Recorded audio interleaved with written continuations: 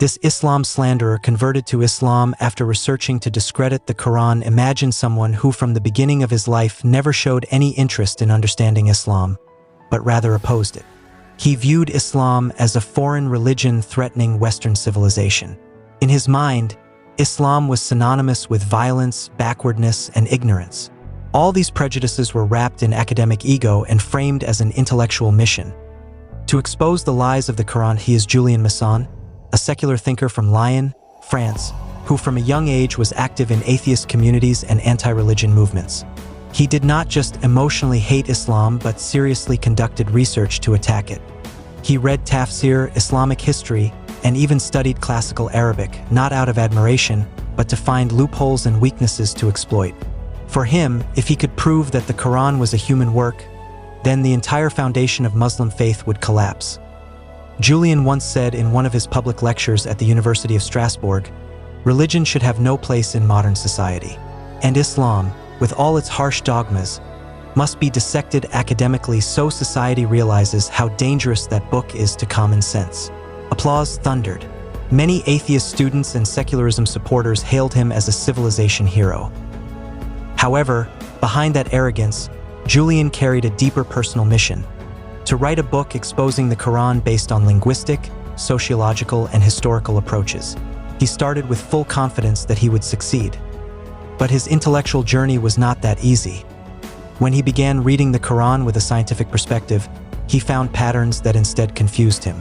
For example, the linguistic structure could not be equated with classical Arabic poetry or prose, even though he had read hundreds of ancient pre-Islamic texts.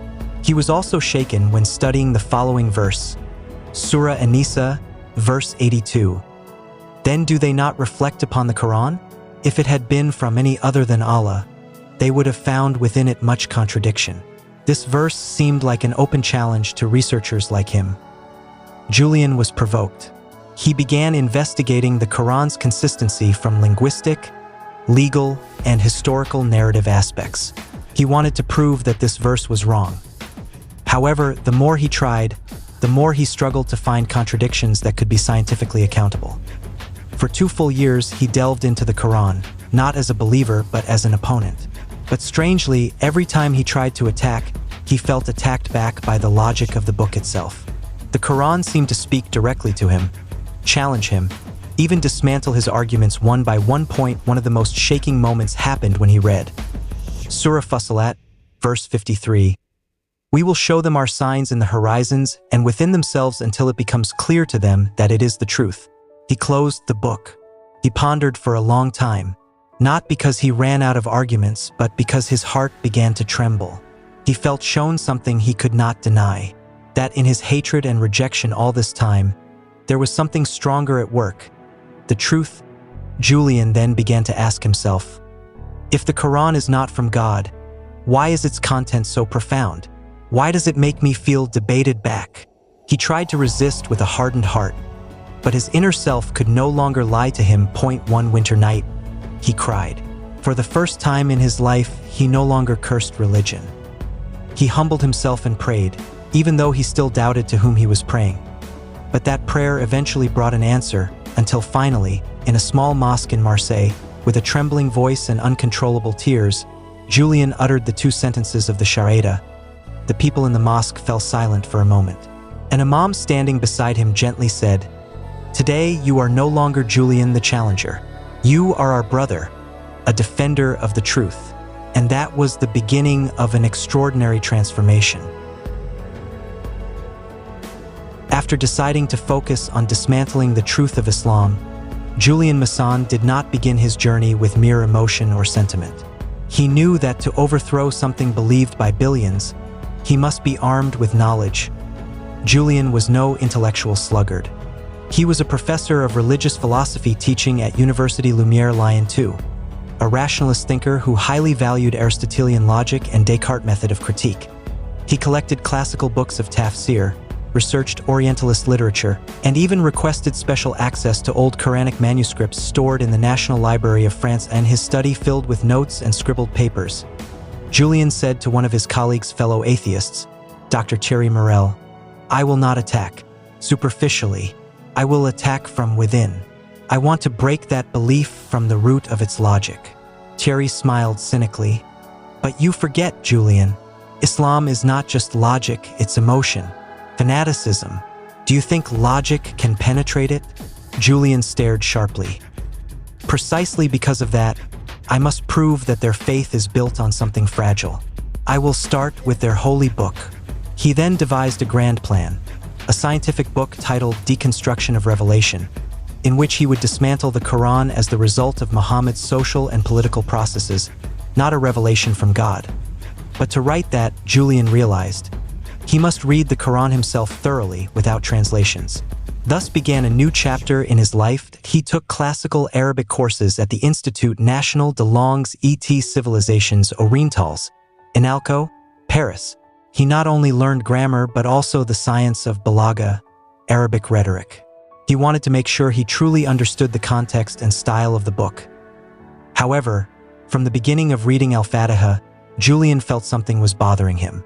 That opening verse, though short, seemed to have an unusual emotional resonance. He read Surah Al-Fatiha, verse 6, "Guide us to the straight path." He paused. He wasn't reading poetry, but he felt as if he was being invited to a dialogue. The word "us" in that verse pierced his heart. Julian did not yet believe, but he felt like he was speaking to a higher entity. He tried to dismiss it. "It's just a figure of speech, just rhetorical power," he thought. But that feeling did not go away. For months, Julian was immersed in the verses of the Quran.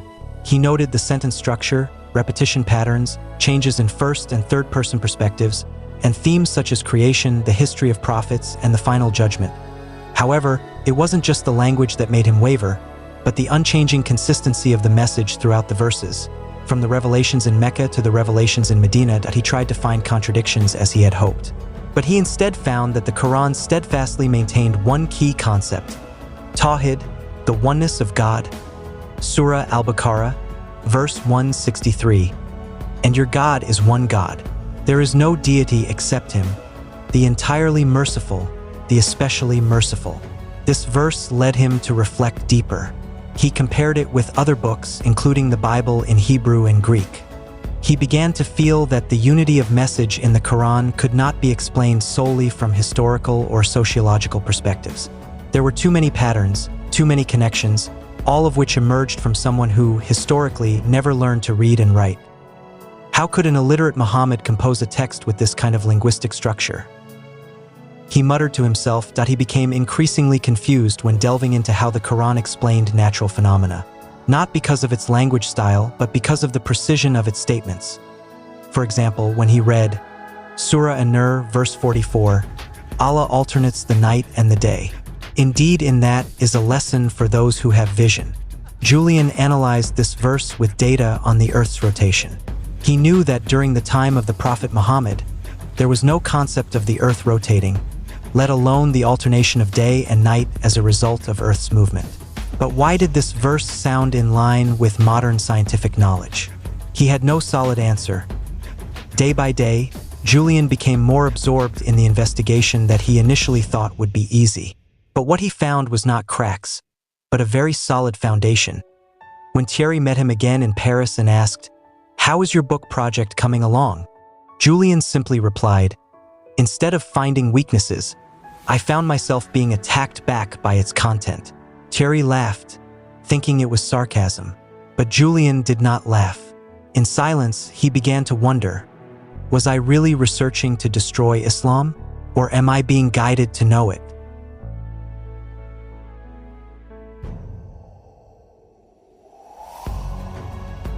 Julian Masson began experiencing a restlessness he had never felt before. The philosophy books and religious manuscripts that once shielded his logic now seemed silent and powerless.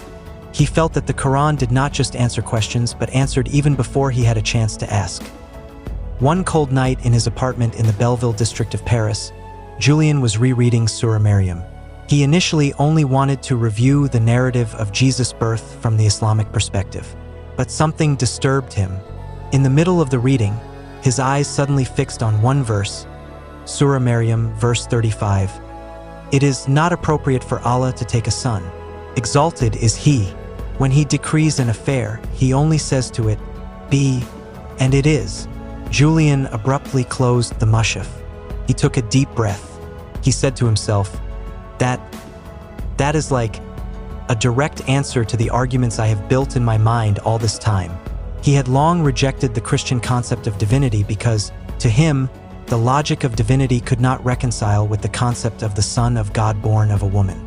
But he had never found an argument presented so directly and straightforwardly.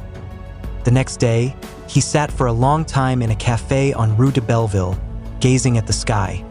He began to ponder a pattern that kept appearing in the Quran, the way the book guided his mind to ask, then gave answers in language that pierced his logical defenses. Is this an ordinary book? Is this Muhammad's creation? Or is there truly a power behind all this? He murmured. A few days later, Julian tried to discuss with a prominent French Muslim figure, Imam Rashid Bouzid, known as a teacher of tafsir and Islamic philosophy in Paris. They met at the modest but spiritually warm Dakwah Mosque. Julian said, I did not come to argue. I just want to ask, why is the Quran so confident, so self-assured, in answering before I even ask? Imam Rashid smiled calmly, because it was not written by humans. Allah knows what is in the human heart. He knows the questions that have not yet been uttered. That is why the Quran speaks directly to the heart, not just the mind. Julian was silent.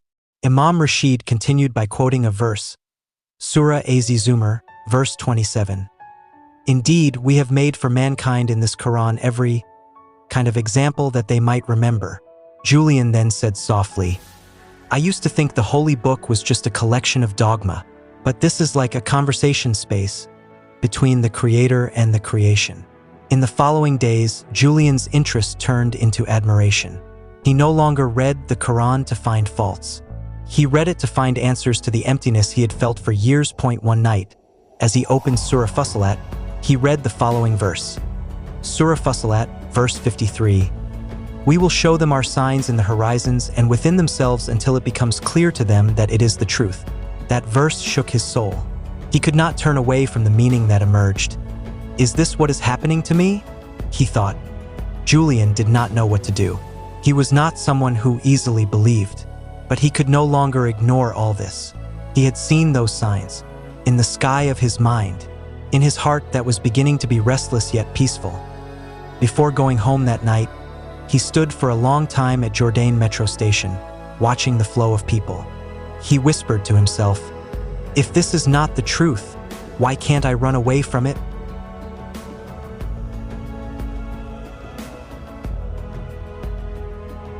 That night, the sky over Paris looked cloudy. Drizzle wet the windows of Julian's apartment. Inside the reading room, usually filled with books on philosophy and political theory, the atmosphere now felt different.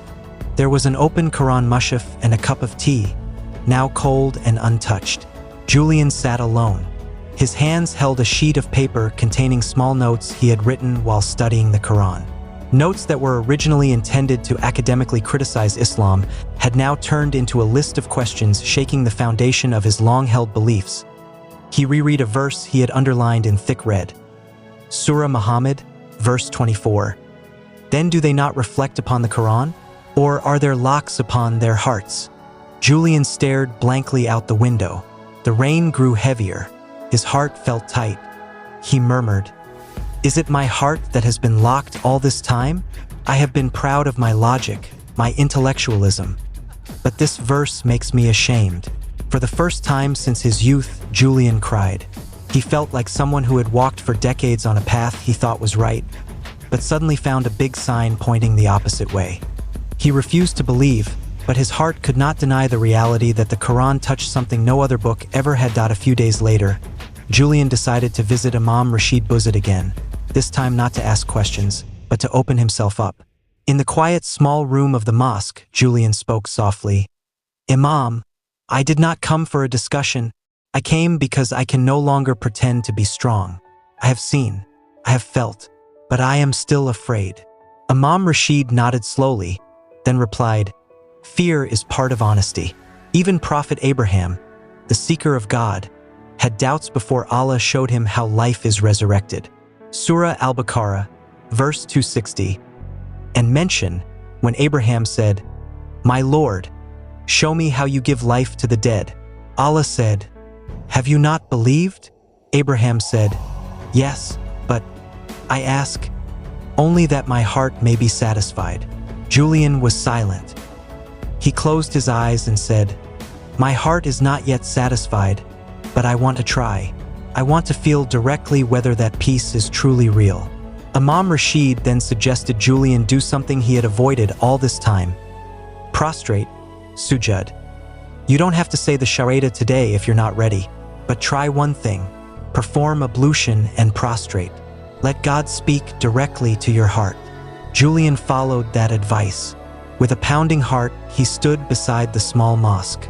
He imitated Imam Rashid's movements. His hands were raised, his body bent, and when his forehead touched the floor, his body trembled for the first time in his life. A philosopher who had always believed in reason now touched the ground with the humility of a servant and that sujud. His tears fell again. He did not understand all the words in the prayer, but he felt something. When he rose, Julian could only whisper, "God, I am tired of fighting you." That day was not the day he verbally recited the Shahada, but it was the day his heart surrendered. The day when logic was no longer a shield but a bridge to faith. And his notes that night, he wrote a sentence he would later recite in his first khutbah as a convert. "I have sought truth with my mind, but only found it when I let my heart listen."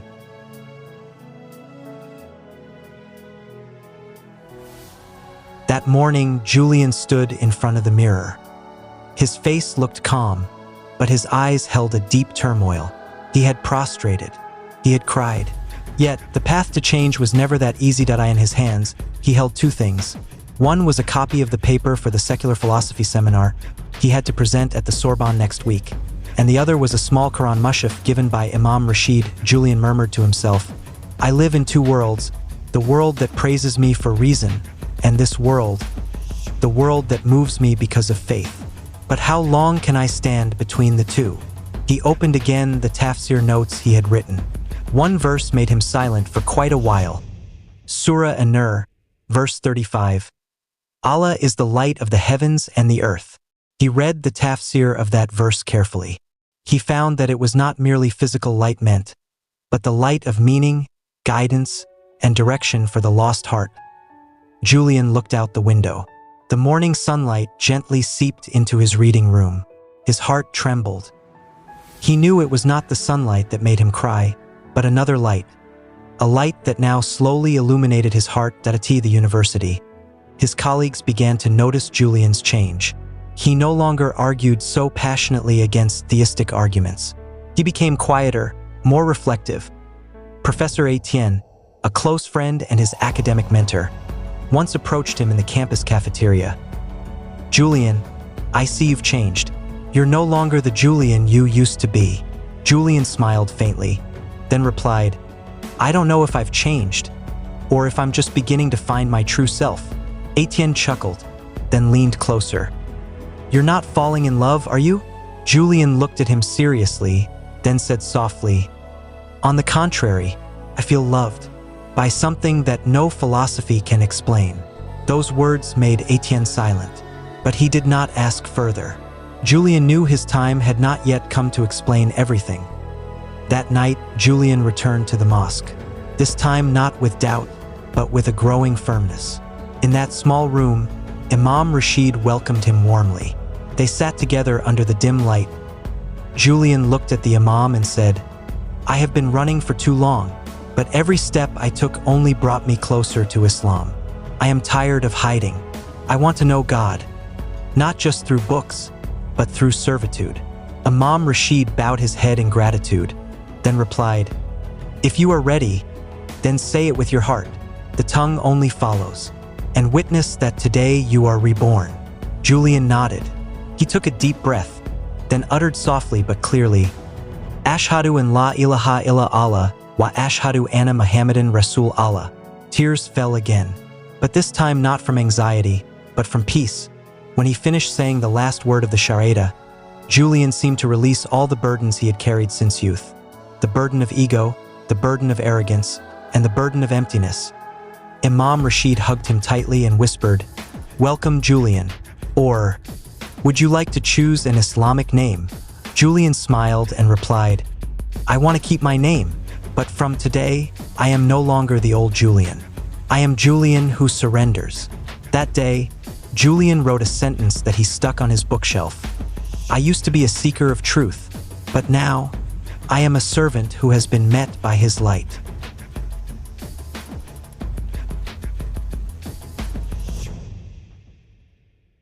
After that life-changing day, Julian returned to his old world, the academic world and his social circle, full of skepticism. But now there was something different about him. That new light was not easy to hide at the Sorbonne campus. Julian faced puzzled gazes and whispers behind the scenes. Some old friends even began to avoid him. "What happened to Julian?" whispered one young lecturer. Julian felt that burden, but he knew this was the initial test of his new journey. One day, during a seminar session, Julian decided to open up a little about his struggle with faith. With a firm voice, he said, "For years I have admired the power of logic and rationality, but I have also experienced an emptiness that cannot be explained by secular philosophy. Now, I find a new source of strength from the Quran that I study with an open heart." Some students looked confused, some nodded hesitantly. Julian added, "The word of Allah in Surah Al-Baqarah verse 286 reminds us, Allah does not burden a soul beyond that it can bear. This verse gives me strength that every trial in life is not an impossible burden, but a challenge that God knows I can face." After the lecture, a student approached him and said, "Mr. Julian, I don't understand religion, but I can see the sincerity in your change." Julian smiled sincerely. "Thank you. That alone makes the struggle worthwhile." However, not everything was easy. At home, relations with his family became strained. His parents, who had always been very proud of his academic achievements, felt disappointed. One afternoon, his mother cried and said, "Julian, you are no longer the son we used to know. Do you really want to leave everything we believe in?" Julian sat beside her, holding his mother's hand. "Mother, I am not leaving anyone. I am only finding a path that brings me peace. This path brings me closer to the Creator. I hope you can understand." His mother was silent, her tears still flowing. But in Julian's eyes, there was a glimmer of hope. Amid all that struggle, Julian always returned to the Quran. He read it every morning, like feeding his soul to stay strong. His favorite verse at that time was from Surah Al-Inspirah. Surah Al-Inspirah, verses 5 and 6. "For indeed with hardship will be ease. Indeed with hardship will be ease." This verse became a reminder that the trials of life would pass, and the path to peace was real. Julian knew this journey was just the beginning. There were many things he had to learn, many challenges he had to face. But now he was no longer alone. He had found light in the darkness, and he was sure that light would guide him to the end.